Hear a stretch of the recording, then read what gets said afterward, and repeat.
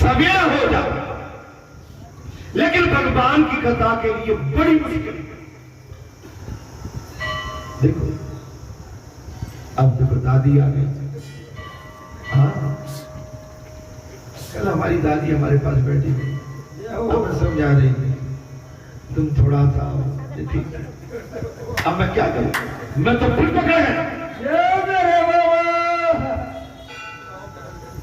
मैं पकड़ा गया। भाई माता बहन बेटियों का काम हमारी दादियों को समझाना है। हाँ, ये काम किया करो। मैंने कहा मैं हाँ करता रहता हूँ। अच्छा मैं इतनी बड़ा ठीक हो गया हूँ कि हाँ कर। मेरे बाबा महाराज, जब तक संसार की सारी विकारों का हो आप उस यज्ञ में नहीं करेंगे तब तक जीव का कल्याण, जब तक वो विश्व विजेता बन ही नहीं सकता, विश्व विजेता बन ही नहीं सकता। बलवान बने हुए बलि को शुक्राचार्य ने अपना ब्रह्म तेज दे दिया।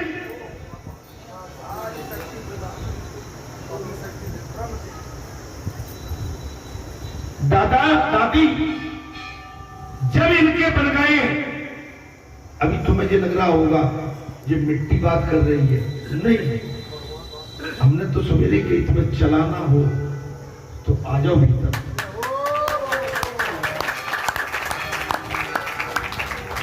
जब तक तुम चलाओगे हम चलते रहेंगे। आपके मन में बिठाने की आ जाए तो ठोक के बिठा देगा।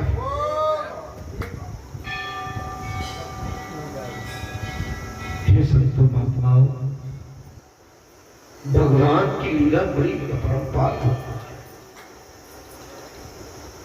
माने शुक्राचार्य जी ने अपना संपूर्ण वरदान आशीर्वाद विश्व जीत करने के बाद राजा बलि को साक्षात दिया।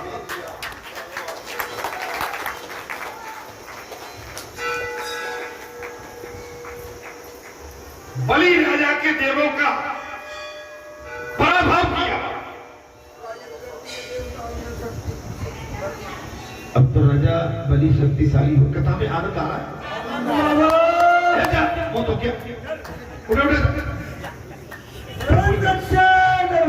वो तो क्या घूम फिर क्या कथा में अच्छा नहीं लगता। महाराज क्या हुआ जी, बलवान बना, सभी विषयों का यज्ञ होम किया गया। जब तक हम संसार के सभी विकारों का होम बालाजी धाम ग्राम बरेटा में आके नहीं करेंगे, जब तक हमको नींद, बीमारी, कलेश, कलेह, दुकान, मकान, खेत, खलियान, कीड़ा जो भी है संसारिक कीड़ा लगा।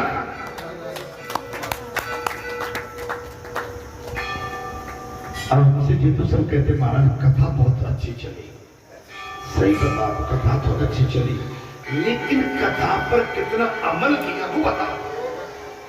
हमने कथा पर अमल करके हमारे अंदर करोड़ों बुराइयां आई, लेकिन उनमें से कितनी बुराई कम है? बुराई कितनी कम?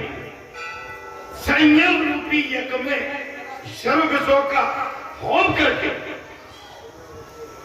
कथा में तो सब आ गया। संयम रूपी विषय और विषय रूपी हो, बलि जितेंद्र बन गया। बलि जितेंद्र विश्व जीत यज्ञ, सारे संसार के विषयों का होम राजा बलि ने गुरु कृपाचार्य शुक्राचार्य के आशीर्वाद से कर दिया संभव। बलवान बने हुए बलि को शुक्राचार्य ने अपना ब्रह्म तेज दे दिया। गुरु शुक्राचार्य, दैत्यों के गुरु कौन है और देवों के गुरु कौन है? बृहस्पति। गुरु दैत्यों के गुरु कौन है? शुक्राचार्य। और देवों के गुरु बृहस्पति महाराज। बलि राजा ने देवों को परास्त कर दिया, देवताओं को पराजित कर दिया। स्वर्ग का राज दैत्यों के हस्तगत किया गया। स्वर्ग का राज दैत्यों ने ले लिया। बलि राजा को इंद्र आसन पर बिठाया गया। इंद्र से कहा हट जाओ, खाली करो। बलि राजा को दैत्यों का प्रमुख बनाया गया, इंद्र आसन पर बिठाया गया। शुक्राचार्य ने सोचा कि बलि यदि 100 अश्वमेध यज्ञ करे तो स्वर्ग का राजा बन जाए।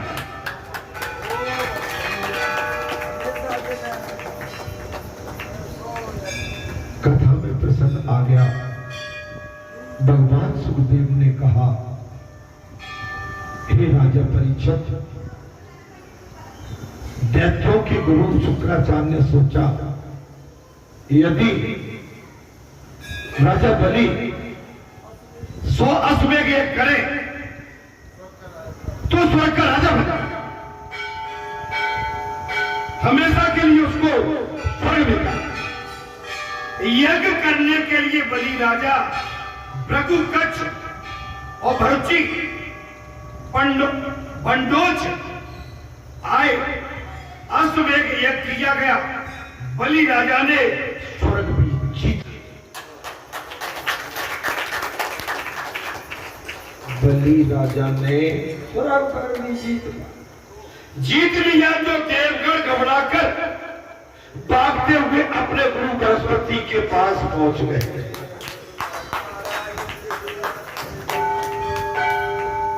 अच्छा, संसार में जो आदमी या कुछ ऐसे गुरु हैं दैत्यों के जो भड़काते हैं, सिखाते हैं।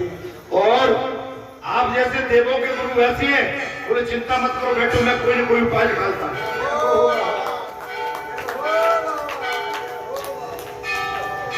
और दैत्यों के गुरु ऐसे हैं, बोले एक काम करना, वहां पर कोई किसी की हड्डी पड़ी हो तो उसका देना, बस हो उदम हो जाएगा।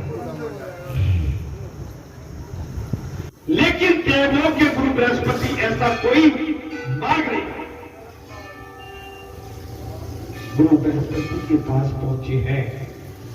बृहस्पति जी ने कहा, महाराज, बोले बलि जब भृगुवंश, महाराज भृगुवंशी ब्राह्मणों को अपमान करेगा,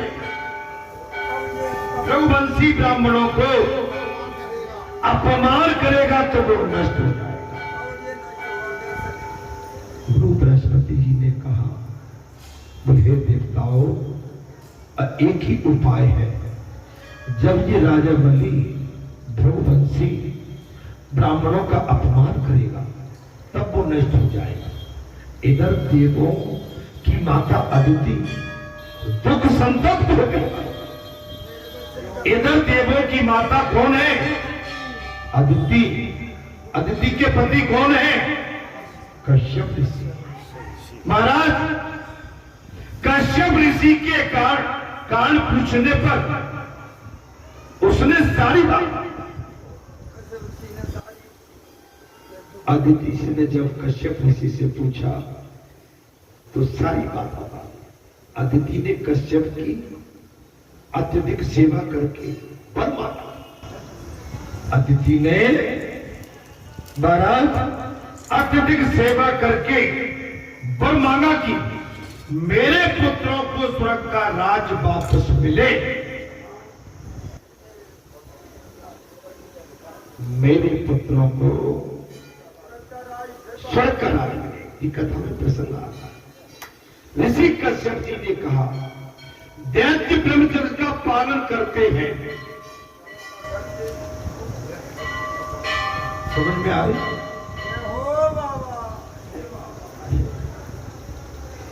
देवी, दैत्य होने के पश्चात भी वो ब्रह्मचर्य का पालन करते हैं, धर्म के कवच पहनते हैं। वो दैत्य है लेकिन धर्म का कवच पहनते हैं। नीति ही जिनका सिर छत्र है, उन्हें कौन मार सकता है? जिनकी नीति संयमित है, जिन पर छत्र छाया है नीति की, हे देवी, उन्हें कौन मार सकता है? जीव का पाप ही उसे मारता है, जीव का पाप ही जीव को मारता है। रावण मारे काऊ को, ऐसे मोटे राम अपने आप मर जाएंगे, करकर खुदेगा। भगवान नहीं, दैत्य अब तो पवित्र जीवन जी रहे। महाराज, अतः इन्हें भगवान भी नहीं मार सकता। अब तो ये पवित्र जीवन जी रहे हैं। क्या कहते हैं? जीव का पाप जीव को मारता है। जीव का पतन कैसे होता है? जब जीव पाप करता है। भगवान नहीं, दैत्य अब तो पवित्र जीवन जी रहे हैं। हे देवी, ये कश्यप ऋषि कह रहे, उन्हें भगवान भी नहीं मार सकते। और अन्याय वो धर्म पे आ गए। महाराज, जैसे वाल्मीकि डकैत थे, लेकिन डकैत होने के बाद उन्होंने धर्म का मार्ग अपनाया। महाराज, वाल्मीकि भाई ब्रह्म समान, अब तो उनका स्वर्ग पर राज है और धर्म और नीति का उनका कर्तव्य का निर्माण है। हे देवी, महाराज, उन्हें अब तो भगवान ही नहीं, अतः भगवान शक्ति से नहीं, युक्ति से देवों को सुखी करने का यत्न करेगा। युक्ति से और शक्ति से नहीं। अब तो कोई युक्ति बनाना पड़ेगी। यहां तो अदिति जी साफ कह दिया, कश्यप ऋषि ने, देवी, अतः भगवान शक्ति से नहीं, युक्ति से देवों को सुखी करने का यत्न करेंगे। इसी कारण 52 चरित्र में युद्ध की कथा नहीं है। युक्ति, इसमें युद्ध नहीं हुआ। दैत्यों का और देवों का युद्ध नहीं, भगवान ने युक्ति की लगाई है। क्या महाराज जी?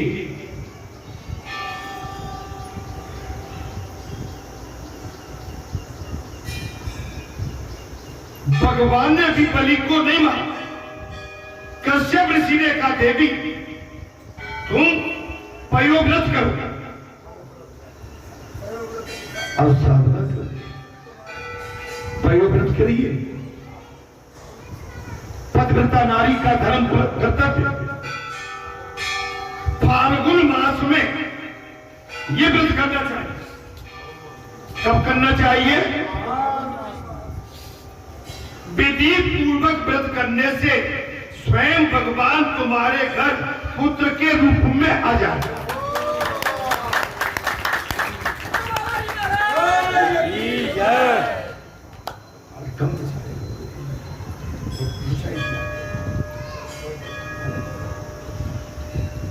क्या करना चाहिए महाराज? अरे व्रत तो करते हैं। व्रत का मतलब जानते हो क्या होते हैं? मौन स्थिति। भैया क्या कर रहे? मौन स्थिति में व्रत करनी। एकादशी का व्रत, मंगलवार का व्रत, शनिवार अमावस्या और पूर्णिमा का व्रत, नवरात्र के व्रत, आपके जो भी व्रत है, कृपया करके शांति रखें। अब व्रत तो हम किए, लेकिन फिर खींचतानी में लगे। व्रत के समय संसार को त्याग, कम से कम उस दिन तो त्याग दो।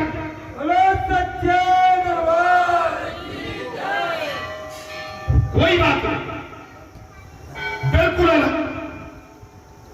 देखो न्यूट्रल रहोगे, आपको उस दिन इतना आनंद का अनुभव होगा, आपका माइंड फ्रेश एवं शांति महसूस करेगा।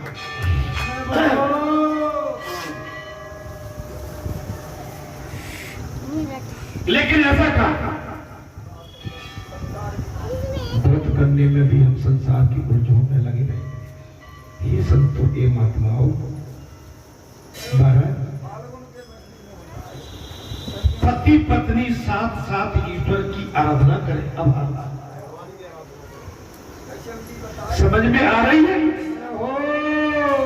कश्यप ऋषि अपनी पत्नी अदिति को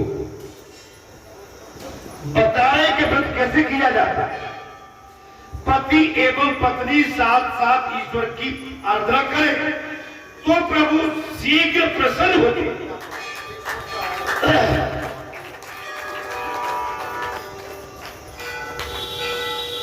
बोले भैया आधे अधूरे नहीं, हमसे कहोगे अब हम तो बालाजी की पीठ पे, तो बालाजी के साथ तो वो गांठ जुड़ी ना भाई।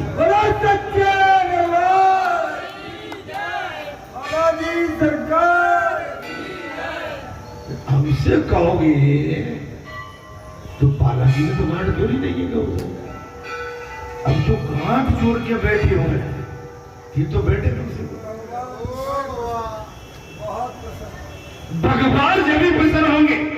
मैं एक बात बताता हूं, आप अपनी धर्मपत्नी के साथ अगर पूजा के लिए जाते तो पत्नी को इसके साथ मिलेगा, तो क्या उसका कई गुना फल आपको प्राप्त। आज एक भेद ठोके देता हूं, क्षमा करना, मुझे करीबन 17-18 साल हुई होंगे। महादेव बाबा अचलेश्वर पे साथ में जाती है। मैं ये पूरी करती हूँ, कभी अकेले नहीं देखा। ऐसा नहीं कि मैं कोई साधना करना जानता हूं, लेकिन ऐसा धर्म कहता है। आप बाजार में जाओ, मेले में जाओ, अब अकेले घूमोगे तो आपको लोग अलग भाव से देखेंगे, और जब आप अपनी धर्मपत्नी के साथ होगे तो देखने का नजरिया भी सभी आश्रमों में गृहस्थ आश्रम सबसे श्रेष्ठ है।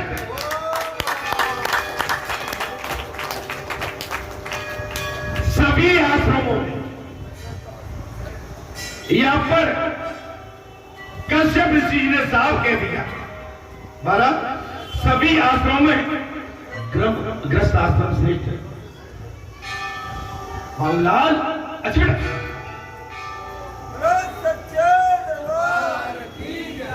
डीले डाले नहीं भाई, व्याकुलता कथा को पियो, अमृत को पियो। कथा माने अमृत, और जो अमृत को नहीं पीता वो सूखे झाड़ की तरह मुरझा जाता है। पियो, मौका मिला है सब। ए पूरे भैया, ईरान, इराक, इजराइल और अमेरिका, चाइना, रसिया एंड अरब देश बहुत बड़ा विस्फोट होने वाला है। कहीं ऐसा नहीं हो रात में हमारी सांसें थम जाती।